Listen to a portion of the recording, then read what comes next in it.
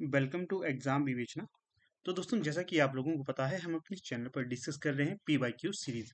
तो जो P Y Q series है, ये आपकी आगामी परीक्षा हेतु काफी महत्वपूर्ण होने वाली है। बार बार जोर देकर कहता हूँ, जैसे एल टी टेट और एल टी कमीशन के लिए ये जो पी वाई क्यू सीरीज है अत्यधिक महत्वपूर्ण होने वाली है। आप ये मत समझिएगा कि यहाँ पर सिर्फ क्वेश्चन करवाए जाते हैं। अगर इन क्वेश्चंस को आप ध्यान से देखते हो, इनको रिवाइज करते रहते हो, तो आपको काफी फायदा होगा परीक्षा में। ये लिख लेना आप। इसलिए ये सीरीज आपके समक्ष लाया हूँ।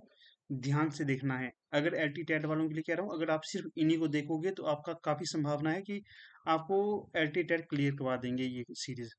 तो ध्यान से देखिएगा इसको। ठीक है ना। बाकी जो कोर्स लिया है वो भी देखिएगा। ये सीरीज तो आप बिल्कुल भी मत छोड़ना, आपको काफी फायदा होगा यहाँ से। ठीक है।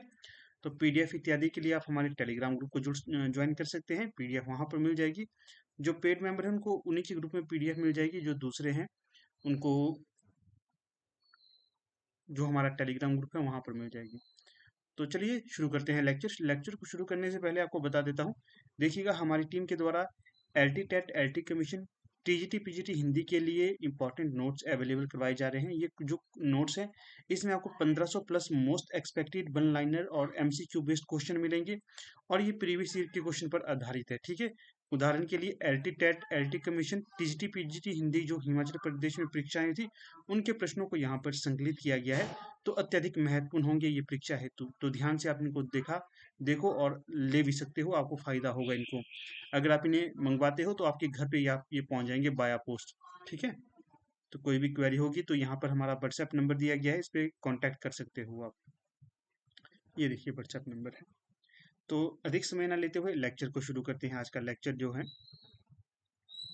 तो इस वीडियो से पहले हमने इसके 50 प्रश्नों को देख लिया था। अगर आपने वो नहीं देखा है तो वीडियो के एंड में या फिर डिस्क्रिप्शन बॉक्स चेक कर लेना, वहां पर भी इसका पहले वाला पार्ट आपको मिल जाएगा। तो आज हम यहाँ पर डिस्कस करेंगे 51 से। तो प्रश्न संख्या 51 में आपसे क्या पूछा गया है? तो प्रश्न संख्या 51 में पूछा गया है, जिसका जन्म उच्च कुल में हुआ हो उसके लिए एक शब्द क्या होगा? जिसका जन्म उच्च कुल में हुआ हो उसके लिए एक शब्द क्या होगा, तो वो बताना है यहाँ पर। तो 51 का जो सही विकल्प होगा तो वो हो जाएगा विकल्प डी, कुलीन। एक मिनट वेट करिएगा आप लोग।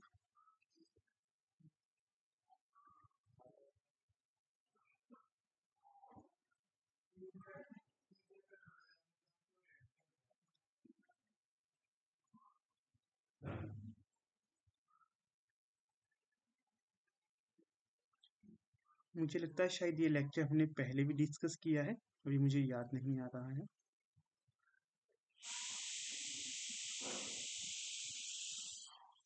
खैर कोई बात नहीं, अगर हमने ये लेक्चर पहले भी डिस्कस किया होगा कोई दिक्कत नहीं है, दोबारा से करेंगे तो रिवीजन हो जाएगा।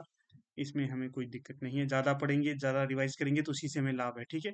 कई बार ऐसा होता है कि गलती से आपको एक दो लेक्चर दोबारा से सेंड कर देता हूँ, तो उसका आपने ये नहीं समझना है कि आपको नुकसान होगा, उससे आपको फायदा ही होगा। क्या फायदा होगा? कि रिवीजन हो जाएगा वहां से आपका। तो आप इसका ज़्यादा वो नहीं, टेंशन नहीं लेनी है आपने। ठीक है। तो 51 का डी हो जाएगा। अगला प्रश्न देखिए, इसमें क्या पूछा गया है? जिसका जन्म कन्या के गर्भ से हुआ हो उसके लिए एक शब्द क्या होगा? तो उसके लिए एक शब्द क्या होगा, तो वो हो जाएगा आपका कानीन। 52 का हो जाएगा कानीन। जातिवाचक संज्ञा शब्द है, तो बताना है दिए गए विकल्पों में से जातिवाचक संज्ञा शब्द कौन सा होगा। तो यहाँ पर जो जातिवाचक संज्ञा होगा तो वो होगा डॉक्टर। डॉक्टर से क्या हो रहा है? डॉक्टर से आपको किसी की पेशे के बारे में पता चल रही है ना, तो ये जातिवाचक होगा। बाकी देखिए, सुशील हो गया, बचपन हो गया, ये जातिवाचक नहीं। सुशील आपका व्यक्तिवाचक हो जाएगा, कामायनी भी आपका व्यक्तिवाचक हो जाएगा, बचपन आपका भाववाचक हो जाएगा। प्रश्न संख्या 54, कौन सा शब्द संज्ञा है? दिए गए विकल्पों में से कौन सा ऐसा शब्द है जो संज्ञा है, वो बताना है यहाँ पर। तो 54 का हो जाएगा सही क्रोध। क्या हो जाएगा? क्रोध। अगला प्रश्न है 55, सर्वनाम के कितने भेद हैं? सभी को ज्ञात है सर्वनाम के भेद कितने हैं।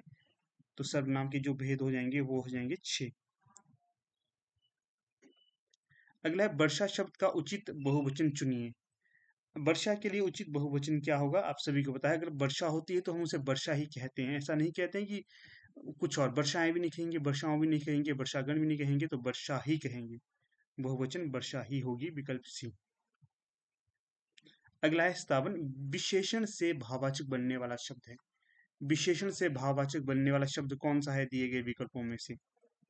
तो स्थावन का जो सही विकल्प हो जाएगा यहाँ, तो वो हो जाएगा शिष्टता। विशेषण से ये भाववाचक बन जाता है शिष्टता। अगला है 58। क्या पूछा गया है इसमें? अधिक शब्द में उपसर्ग है, तो बताइएगा अधिक शब्द में क्या उपसर्ग होगी? तो यहाँ पर जो 58 का सही विकल्प हो जाएगा, तो वो हो जाएगा विकल्प ए, अधि। अधिक शब्द में जो उपसर्ग होगा तो वो होगा अधि। तो विकल्प यहाँ पर विकल्प ए सही होगा। स्वागत शब्द में उपसर्ग है, तो बताइएगा स्वागत शब्द में क्या उपसर्ग होगी? जो ये प्रश्न होते हैं ना, रिपीट होते रहते हैं, इसलिए आपके लिए काफी महत्वपूर्ण होंगे। स्वागत शब्द में जो उपसर्ग होगी तो वो होगी सु, विकल्प ए। अगला प्रश्न देखिए 60, अप्रत्याशित का सही उपसर्ग विन्यास चुनिए। तो अप्रत्याशित को अगर हम खंडों में विभाजित करेंगे तो किस प्रकार का खंड यहाँ पर बनकर आएगा? तो जो सही रूप होगा यहाँ पर 60 का, तो वो हो जाएगा सी। ये रूप सही होगा अप्रत्याशित का। अधन, प्रतिधन, आधन, शित, ये अप्रत्याशित का। अगला है 61, इसमें क्या पूछा गया है? उपाध्यक्ष का सही उपसर्ग विन्यास चुनिए। तो यहाँ पर भी उपाध्यक्ष का सही संधि विच्छेद क्या होगा, तो वो बताना है। यहाँ पर उपसर्ग विन्यास कहा गया है, संधि विच्छेद भी वही होता है एक तरह से। उपसर्ग थोड़ा सा आपको पता है, आगे वाले को कहते हैं, किसी भी शब्द के आगे वाले। तो जो उपसर्ग का उपाध्यक्ष का उपसर्ग विन्यास होगा तो वो होगा विकल्प ए, उपधन, अधिधन, अक्ष। 61 का ए। 62, स्वर संधि कितने प्रकार की होती है? तो पता है आपको स्वर संधि कितने प्रकार की होती है? हमने आपको बताया था संधियां होती है 3 प्रकार की, उसी के अंतर्गत आती है स्वर संधि। और स्वर संधि के होते हैं कितने प्रकार? 5 प्रकार।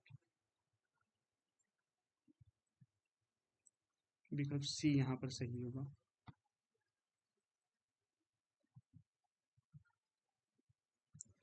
फिर देखिए अगला प्रश्न है यहाँ पर 63, गुण संधि कौन सी संधि है? गुण संधि कौन सी है? दिए गए विकल्पों में से किस जो विकल्प में गुण संधि का प्रयोग किया गया है वो यहाँ पर बताना है। तो गुण संधि होगी विकल्प बी, महाधन ईश्वर। अगला है 64, किसमें विसर्ग संधि है? दिए गए विकल्प में से किसमें विसर्ग संधि है वो बतानी है। तो 64 का सही विकल्प होगा विकल्प ए, अतएव में। अगला देखिए 65, नवरत्न शब्द में कौन सा समास है? तो जो नवरत्न शब्द है इसमें जो समास होगा तो वो होगा द्विगु समास। कौन सा? द्विगु समास। विकल्प सी यहाँ सही होगा। अगला प्रश्न 66, शताब्दी में कौन सा समास है? तो जो शताब्दी में समास होगा तो वो देखिएगा ऊपर ही आपको बताया द्विगु समास। जहां पर भी संख्या आपके समक्ष आती है तो वहां पर द्विगु समास होता है। जैसे शत आगे ना, शत 100, नव, अष्ट, सत, तृतीय, इस तरह का जो भी आए। अगला प्रश्न देखिएगा 67, वाक्यों का वर्गीकरण कितने आधार पर किया गया है? तो जो वाक्यों का वर्गीकरण किया गया है तो वो किया गया मुख्यतः 2 आधारों पर। विकल्प ए सही होगा यहाँ। फिर अगला प्रश्न देखिए 68, जो परिश्रम करेगा वह सफल होगा, वाक्य में क्या प्रयोग किया गया है?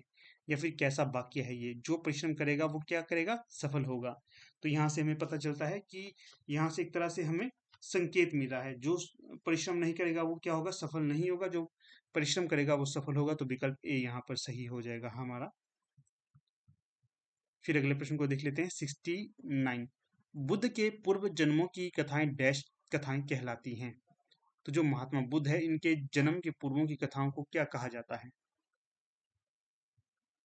बुद्ध के पूर्व जन्मों की कथाओं को कहा जाता है जातक कथाएं। याद रखिएगा, और ये पाली भाषा में लिखी गई थी, ये भी आपको याद रखना है।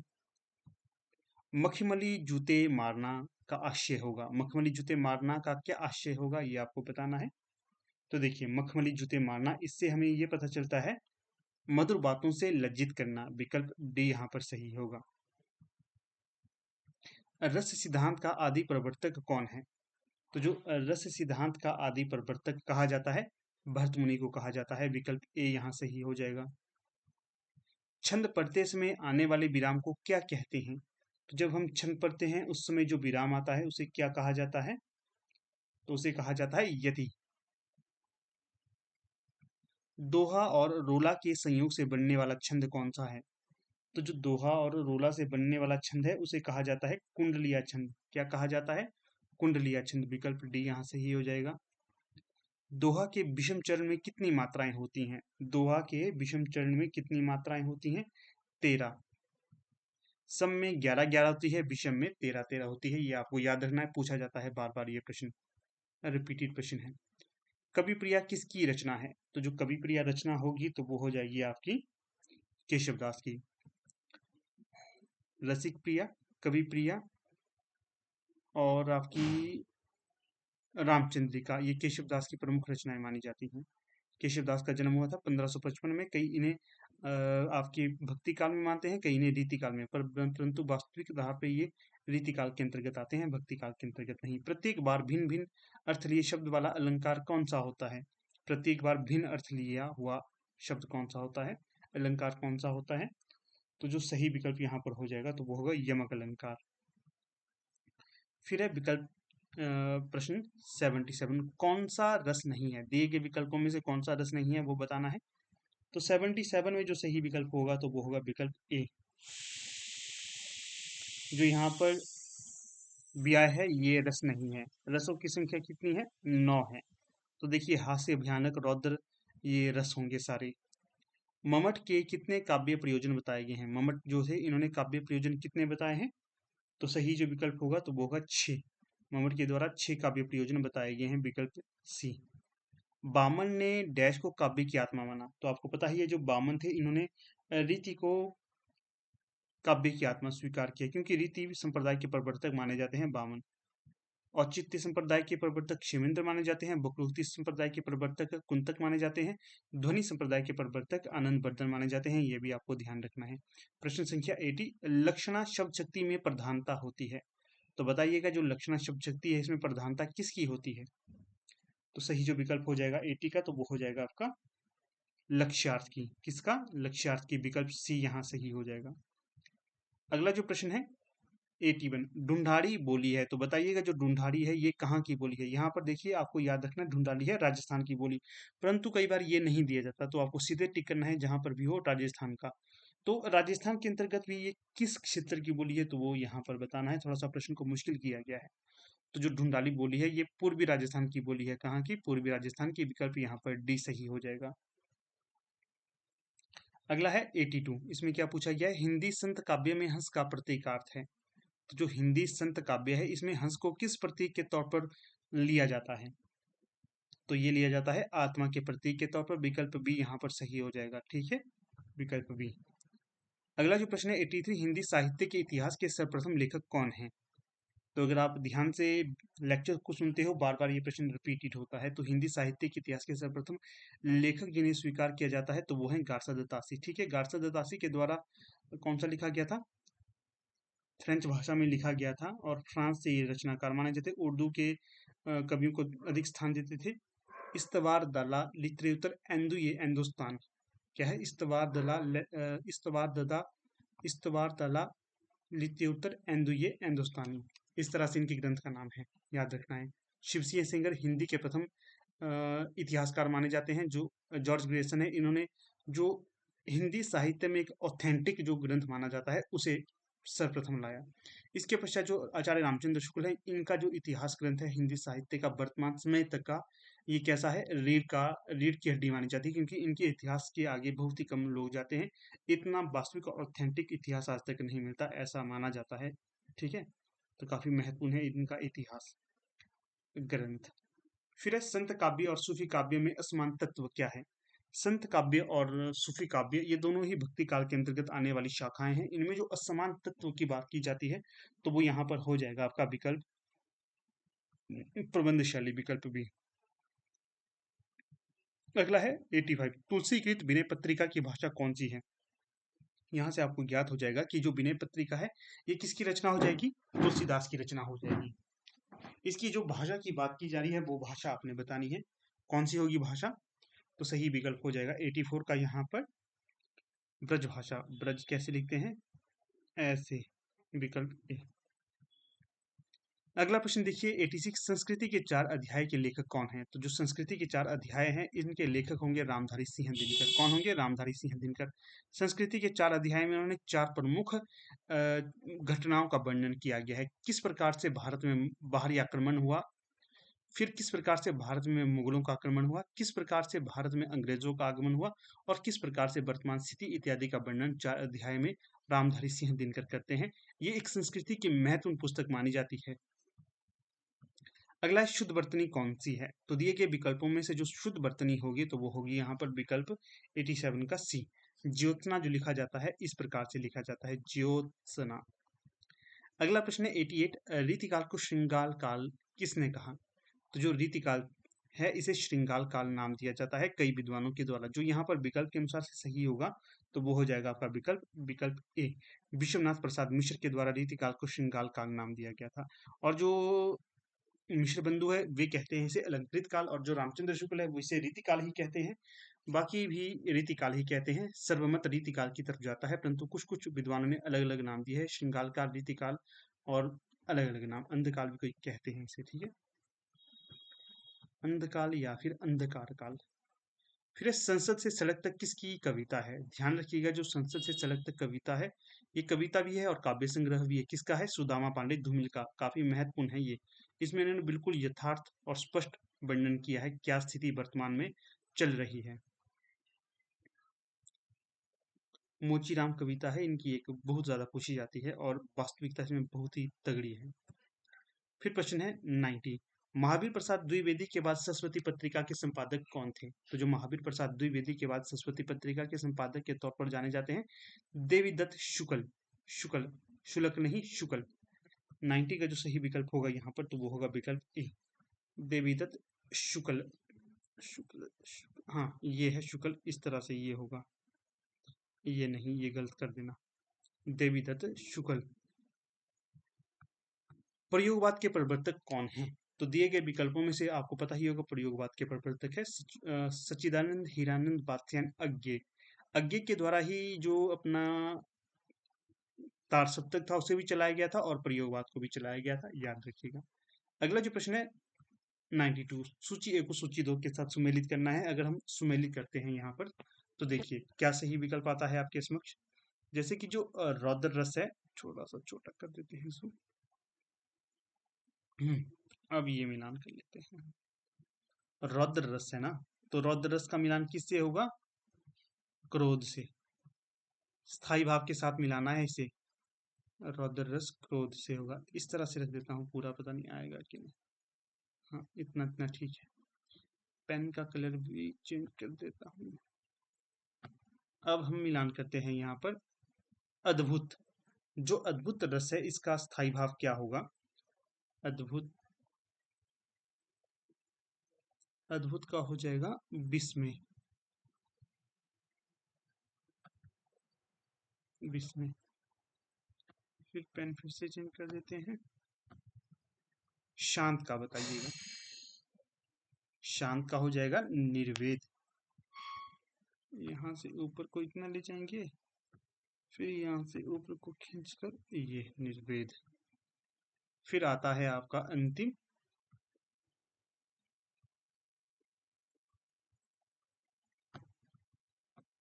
विवत्स रस। विवत्स का क्या हो जाएगा? जुगुप्सा।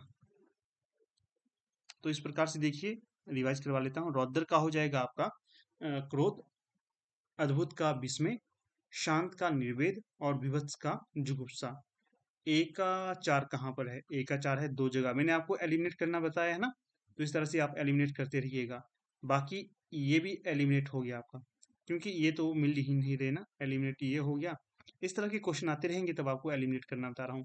2 का 1 कहाँ है? 2 का 1 कहाँ है? विकल्प डी में ही है।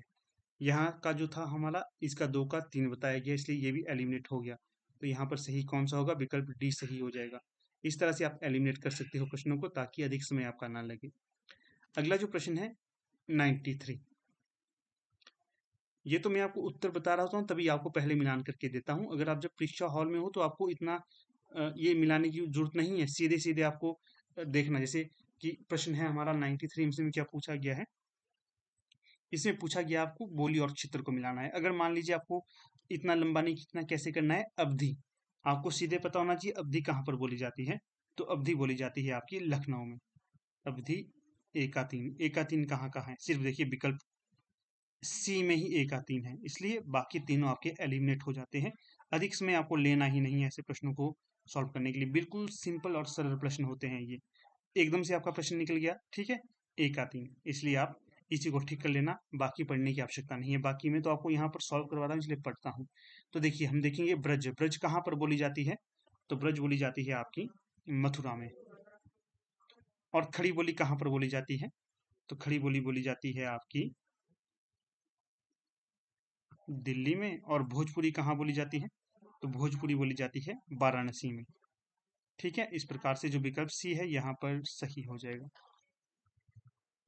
अगला प्रश्न है 94, सूची ए को सूची दो के साथ सम्मिलित करिए। यहाँ पर भी सूची ए को सूची दो के साथ सम्मिलित करना है, तो चलिए कर लेते हैं। तो देखिएगा, मृगावती, मृगावती किसकी रचना है, कुतुबन की। मधुमालती किसकी रचना है, मंथन की। चंदायन किसकी रचना है, चंदायन हो जाएगी आपकी मुल्ला दाऊद की। और अखरावट किसकी रचना है, जायसी की। इस प्रकार से जो विकल्प यहाँ पर सही हो जाएगा तो वो होगा विकल्प सी। अगला प्रश्न है, कबीर को वाणी का डिक्टेटर किसने कहा, तो जो कबीर दास थे इन्हें जो वाणी का डिक्टेटर कहा गया था, हजारी प्रसाद द्विवेदी के द्वारा। और जो इनकी वाणी को सदुकड़ी या खिचड़ी भाषा सदुकड़ी किसके द्वारा कहा गया, तो ये कहा गया रामचंद्र शुक्ल के द्वारा। ठीक है, रामचंद्र शुक्ल के द्वारा इनकी वाणी को सदुकड़ी भाषा कहा गया। और खिचड़ी भाषा भी कहा जाता है, ये मेरे ख्याल से डॉक्टर राम कुमार वर्मा के द्वारा कहा गया है। एक मिनट आप वेट करना।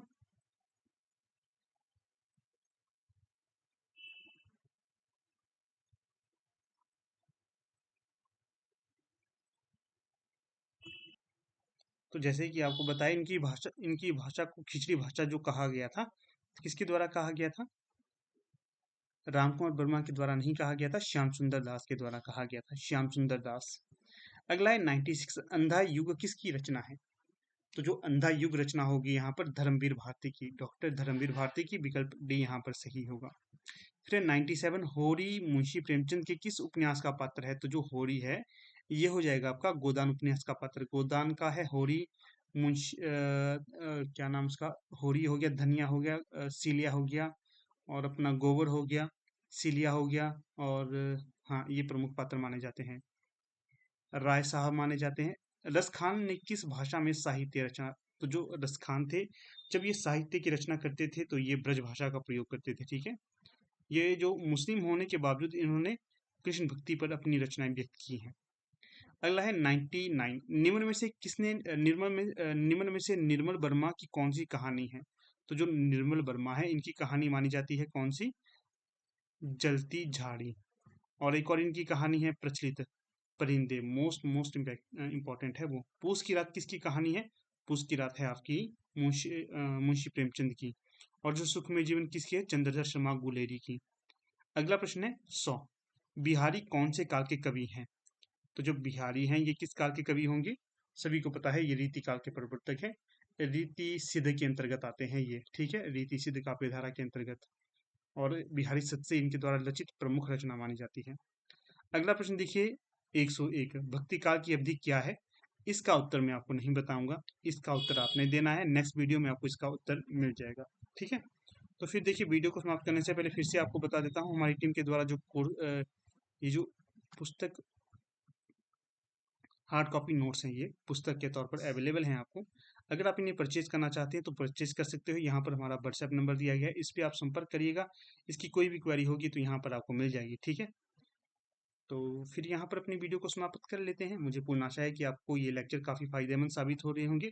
पीडीएफ इत्यादि के लिए आप हमारे टेलीग्राम, फेसबुक और व्हाट्सएप ग्रुप्स को ज्वाइन कर सकते हैं। फर्स्ट पेपर के लिए तैयारी के लिए भी हमारा एक ग्रुप अवेलेबल है, उसको भी आप ज्वाइन कर सकते हैं। वहाँ पर जीके इत्यादि की पीडीएफ और लेक्चर मिलते रहते हैं आपको उसमें पर। ठीक है, तो चलिए फिर यहाँ पर अपनी वीडियो का समापन कर लेते हैं। आप लोग वीडियो के अंत तक बने रहिए। इसका बहुत बहुत धन्यवाद।